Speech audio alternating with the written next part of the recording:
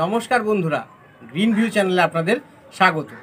আজ আমি আপনাদের সঙ্গে শেয়ার করব কুল গাছের দুটি খুবই গুরুত্বপূর্ণ পরিচর্যা, যা না করলে সামনের বছর আমরা কুল গাছগুলি থেকে ভালো ফলন পাবো না। বিষয়টি খুবই গুরুত্বপূর্ণ, তাই আমার সকল দর্শক বন্ধুদের কাছে একান্ত অনুরোধ, ভিডিওটি সম্পূর্ণ দেখবেন। তো চলুন বন্ধুরা, ভিডিওটি শুরু করা যাক।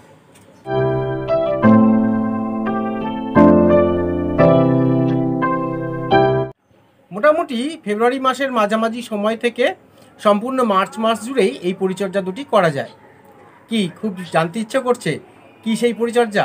হ্যাঁ বন্ধুরা, এই পরিচর্যা দুটি যদি আপনারা না করেন তাহলে সামনের বছর কিন্তু আপনাদের ফুল গাছে আশানুরূপ ফলন পাবেন না। তো পরিচর্যা দুটি কি কি? প্রথমত, পরিচর্যা দুটির একটি হচ্ছে ফুল গাছকে এই সময় আমাদের হার্ড প্রুন করতে হবে, এবং সেই সঙ্গে যে সমস্ত গাছের কুল গাছে রুট বাউন্ড হয়ে গিয়েছে সেই সমস্ত কুল গাছগুলিকে আমাদের রিপোর্টিং করতে হবে অথবা রুট প্রুনিং করতে হবে। কুল গাছের ফুল আসে সবসময় নতুন ডালে। পুরনো ডালে ফুল আসলেও সেই ফুলগুলি থেকে ফল গঠন হয় না, তাই আমাদের এই সময় কিন্তু কুল গাছগুলিকে হার্ড প্রুন করে দিতেই হবে। তো দেখুন, এই গোড়া থেকে মোটামুটি গ্রাফটিংয়ের উপর থেকে আপনারা হিসেব করবেন, গ্রাফটিংয়ের উপর থেকে মোটামুটি যদি আপনাদের গাছ বড় হয় তাহলে গ্রাফটিংয়ের উপর থেকে 1.5 ফুট পর্যন্ত রেখে বাকি সব ডাল কেটে ফেলবেন। কিন্তু আপনাদের গাছ যদি ছোট হয় তাহলে মোটামুটি গ্রাফটিংয়ের উপর 1.5-2 ফুট পর্যন্ত আপনারা রাখতে পারেন, দিয়ে বাকি ডালগুলো আপনারা কেটে দেবেন। তো দেখুন, এখানে আমার এই গ্রাফটিং করা আছে, তো এখান থেকে আমি মোটামুটি 1.5 ফুট আমি এখানে রাখছি, দিয়ে কেটে দিচ্ছি। এইভাবে আপনারাও প্রুনিংগুলো করে নেবেন। আর এই শুকিয়ে যাওয়া ডালগুলিকে কেটে দিতে হবে। শুকিয়ে যাওয়া ডালগুলিকে কেটে দেবেন, মেন ব্রাঞ্চটাকে রেখে দেবেন। মোটামুটি দেখুন, এইখান থেকে এই গ্রাফটিং থেকে মোটামুটি এই 1.5 ফুট ধরুন, এতটা এই ডালটাকে আমি কেটে ফেলি। এই গ্রাফটিংয়ের উপরে এই ব্রাঞ্চটা উঠেছে, এটাকে এতটা রাখার দরকার নেই। নতুন ডালপালা বেরিয়েছে, এই দেখে মায়া বাড়িয়ে লাভ নেই, এগুলোকে কিন্তু কেটে দিতে হবে, তা না হলে নতুন ব্রাঞ্চ তৈরি হবে না।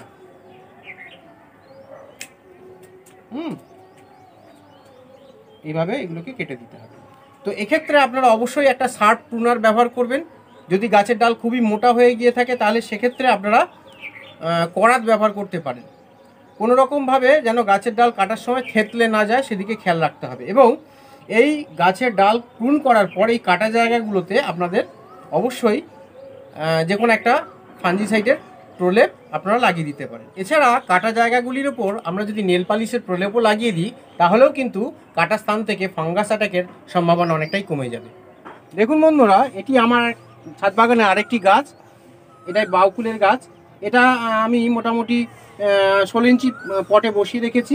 তো এটিকে এবছর আমি রিপোর্টিং করব না, কারণ গাছটি রুট বাউন্ড হয়নি। তো এটিকে আমি শুধুমাত্র হার্ড প্রুনিং করব।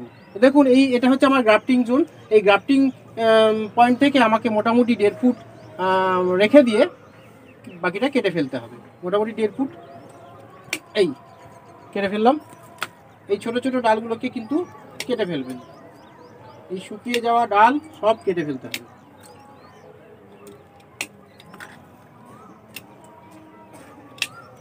এই যে মেইন ব্রাঞ্চটা উঠে গেছে, এই মোটামুটি এই গ্রাফটিং থেকে উঠেছে এই 1.5 ফুট উপরে কেটে দেবেন। ছোট ছোট ব্রাঞ্চগুলোকেও কেটে দেবেন।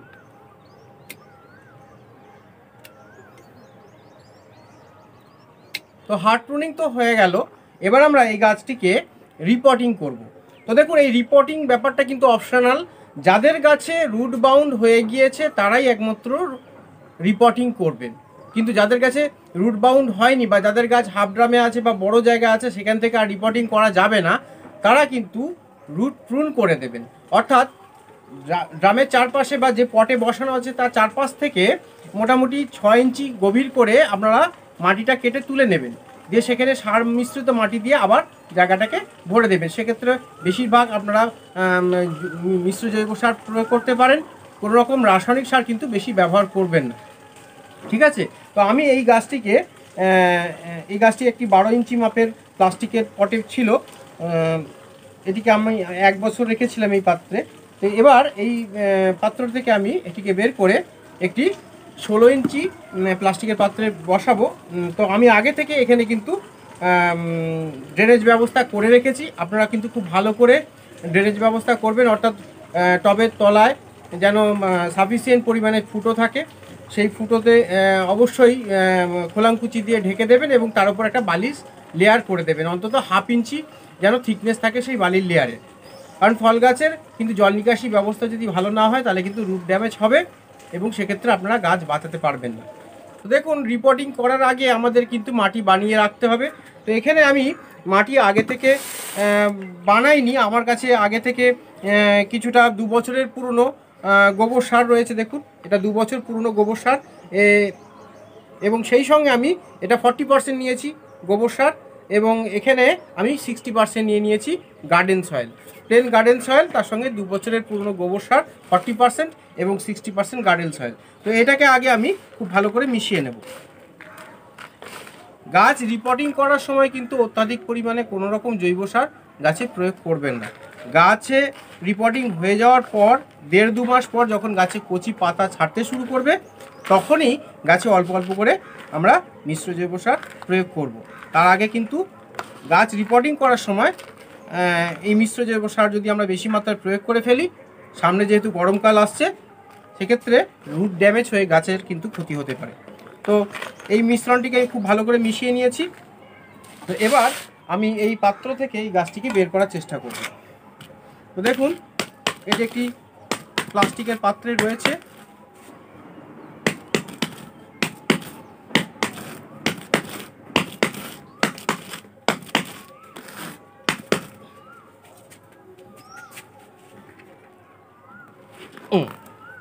খুব সহজে এটা উঠে আসলো। এই ক্ষেত্রে আপনারা অবশ্যই কিন্তু মাটিটাকে খুব ভালো করে শুকিয়ে নেবেন, অন্ততপক্ষে 2 থেকে 3 দিন কিন্তু গাছে জল দেবেন না, তাহলে কিন্তু খুব সহজেই দেখুন এরকমভাবে উঠে আসবে। এখানে দেখতে পাচ্ছেন আমি আগে থেকে এই যে ড্রেনেজ সিস্টেম করে রেখেছিলাম, দেখতে পাচ্ছেন, সেই একই ড্রেনেজ সিস্টেম কিন্তু ওইখানেও করা আছে। তো আমি এখানে কি করব, এই সাইডের কিছু মাটি ছাড়িয়ে দেব, সাইডের কিছু মাটি ছাড়িয়ে দেব, এবং উপর থেকে এই যে নোংরা টোংরাগুলো, ঘাস পাতা যেগুলো হয়ে আছে সেগুলোকেও সরিয়ে দেব।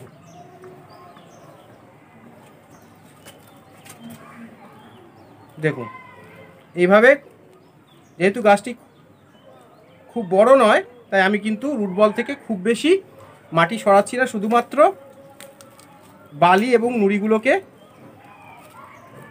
সরিয়ে দিলাম, এবং সেক্ষেত্রে দেখতে পাচ্ছেন আমার রুট কত হেলদি আছে, দেখেছেন? দেখুন, কিছুটা ছাড়িয়ে দেবেন, এইভাবে সাইডগুলো ছাড়িয়ে ছাড়িয়ে দেবেন।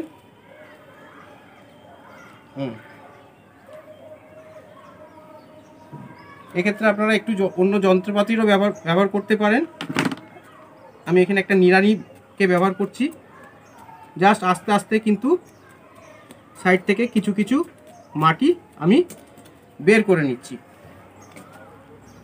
বাস হয়ে গেল, বেশি না, খুব বেশি রুট প্রুনিং করা চলবে না, যেহেতু গাছটি ছোট আছে। গাছ বড় হলে কোনো প্রবলেম হতো না। তো দেখুন, এবার আমি তলায় আমার বানানো মাটি কিছুটা দিয়ে দেব।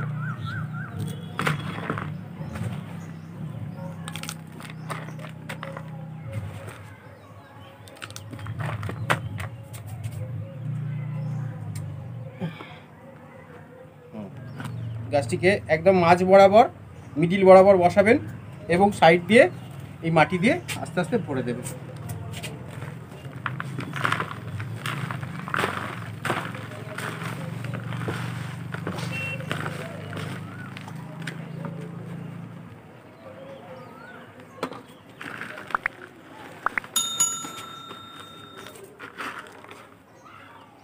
এবং সাইডগুলো একটু কোনো কিছু দিয়ে এরকম করে ভালো করে খুঁজে দেবেন, যেন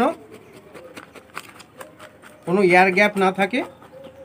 এয়ার গ্যাপ থাকলে কি হয়, সেখানে বাতাস প্রবেশ করে এবং যেহেতু রুটে একটু আমি করেছি, আঘাত করেছি, সেক্ষেত্রে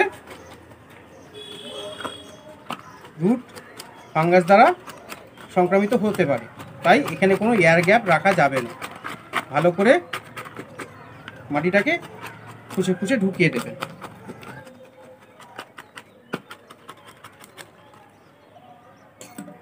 তো বন্ধুরা হয়ে গেল। মোটামুটি এখান থেকে 2 আঙুল নিচে মাটি রয়েছে।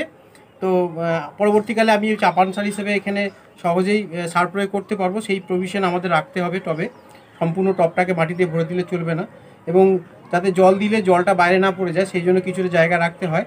অন্তত 1.5-2 ইঞ্চি জায়গা আমাদের রাখতে হয়। তো আমি এখানে 1.5 ইঞ্চি জায়গা রেখেছি।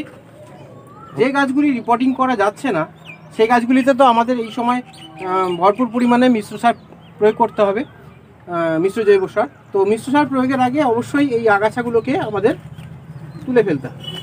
চারপাশ থেকে কিছুটা কিছুটা করে মাটি খুঁজে তুলে নিতে হবে। এইভাবে মাটি তুলতে গিয়ে যদি কিছু শিকড় কাটাও যায় তাহলে কিন্তু চিন্তা করার কিছু নেই। এগুলি ফিডার রুট, এগুলি অল্প অল্প কাটা গেলে কোনো গাছের ক্ষতি হয় না। তো দেখুন আমি চারপাশ থেকে মোটামুটি কিছুটা কিছুটা করে মাটি তুলে নিয়েছি। এবার আমি এই চারপাশে মিশ্র জৈব সার প্রয়োগ করব। এই মিশ্র জৈব সার কেমন করে বানাতে হয় তাই নিয়ে আমার চ্যানেলে আগেই ভিডিও তৈরি করা আছে, আপনারা চাইলে দেখে আসতে পারেন। এই মিশ্র জৈব সারে আমি 50% গোবর সার ব্যবহার করি, আর বাকি 50% থাকে সর্ষের খোল, নিম খোল, হাড় গুঁড়ো, শিংকুচি, শুকনো কলার খোসাকে কুচি কুচি করে রোদে শুকিয়ে নিয়ে, ডিমের খোলাকে শুকিয়ে নিয়ে গুঁড়ো করে নেওয়া হয়, এবং ব্যবহৃত চা পাতা। এই সমস্ত মিশ্রণটাকে আমি খুব ভালো করে মিশিয়ে দিয়ে জলে ছিটিয়ে দিয়ে 20 থেকে 25 দিন অন্তত পক্ষে আমি এটিকে ভালো করে ডিকম্পোজ হওয়ার সুযোগ দিই এবং তারপর ব্যবহার করি। সেই সঙ্গে এখানে কিন্তু আমি অনুখাদ্যের ব্যবহার করেছি সিউইডস গ্রানিউলস। এখানে আমি সাগরিকা সিউইডস গ্রানিউলস ব্যবহার করেছি, আপনারা চাইলে অন্য অনুখাদ্যও ব্যবহার করতে পারেন। দেখুন আমি এখানে এখন একটু বেশি মাত্রাতেই মিশ্র জৈব সার দেবো, কারণ এই সময় আমাদের কিন্তু গাছগুলিকে ভরপুর মাত্রায় জৈব সার প্রয়োগ করতে হবে।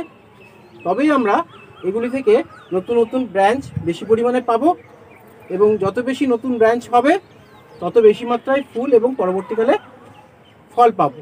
তো দেখুন আমি 3-4 মুঠ পরিমাণ এখানে মিশ্র জৈব সার দিলাম, এবং এরপর আমরা তুলে নেওয়া যে মাটি ছিল সেই মাটি দিয়ে এই জৈব সারটাকে চাপা দিয়ে দেব।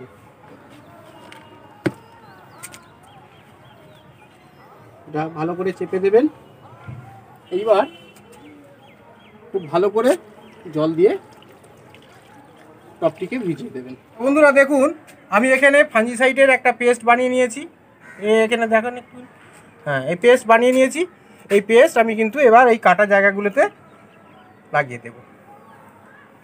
এইভাবে যদি লাগিয়ে দেন তাহলে এই কাটা জায়গাগুলো থেকে ছত্রাকের সংক্রমণ ঘটবে না। এক্ষেত্রে আপনারা হোম রেমেডি হিসাবে নেল পালিশও লাগাতে পারেন। এই পরিচর্যাগুলি কখনোই দিনের বেলা বা প্রখর সূর্যালোকের মধ্যে কিন্তু করতে যাবেন না। বিকেলের দিকে হালকা রোদ্দুরের মধ্যে এটা করা যেতে পারে। বা কেউ যদি মনে করেন আজকে হার্ড প্রুনিং করব, কালকে রিপোর্টিং করব, সেটা করতে পারেন। দুটো কাজ একদিনে নাও করা সম্ভব হয়ে উঠতে পারে, কারণ অনেকের গাছই আছে অনেক বড়। সেক্ষেত্রে একদিনে হার্ড প্রুনিং করে সেই দিনই মাটি রেডি করে রিপোর্টিং করা সবসময় সম্ভব হয়ে ওঠে না। সেক্ষেত্রে আপনারা কাজটিকে 2 দিনেও করতে পারেন, কিন্তু এই কাজ দুটি কিন্তু অবশ্যই বিকেলের দিকে করবেন, কারণ বিকেলের দিকে সূর্যের আলোটা কম থাকে, সূর্যের তেজ কম থাকে। তো এই অবস্থায় গাছটিকে আমাদের আপাতত শেডের মধ্যে অন্তত 5 থেকে 7 দিন রাখতে হবে। তো তারপর যখন ধীরে ধীরে গাছগুলি থেকে নতুন পাতা বেরোতে শুরু হবে তখন ধীরে ধীরে আমাদের এটিকে সূর্যালোকের সামনে নিয়ে আসতে হবে। তো প্রথমেই কিন্তু সম্পূর্ণ সূর্যালোকে আনবেন না। প্রথমে যেখানে সকালের হালকা রোদ্দুর পায় সেখানে রাখবেন কিছুদিন, তারপর ধীরে ধীরে আপনারা একদম সম্পূর্ণ সূর্যালোকে রেখে দিতে পারেন। তো বন্ধুরা ভিডিওটি যদি ভালো লেগে থাকে তাহলে অবশ্যই একটি লাইক দিয়ে দেবেন। আমার চ্যানেলে নতুন হলে এবং গার্ডেনিং ওরিয়েন্টেড ভিডিও যদি ভালোবাসেন তাহলে অবশ্যই আমার চ্যানেলটিকে সাবস্ক্রাইব করে পাশে থাকা অল নোটিফিকেশন বেলটিকে অন করে নেবেন। আর ভিডিও সংক্রান্ত কোনো প্রশ্ন থাকলে অবশ্যই কমেন্ট সেকশনে গিয়ে কমেন্ট করবেন, আমি তার যথাযথ উত্তর দেওয়ার চেষ্টা করব। ভিডিওটিকে এতক্ষণ পর্যন্ত দেখার জন্য অসংখ্য ধন্যবাদ, ভালো থাকবেন।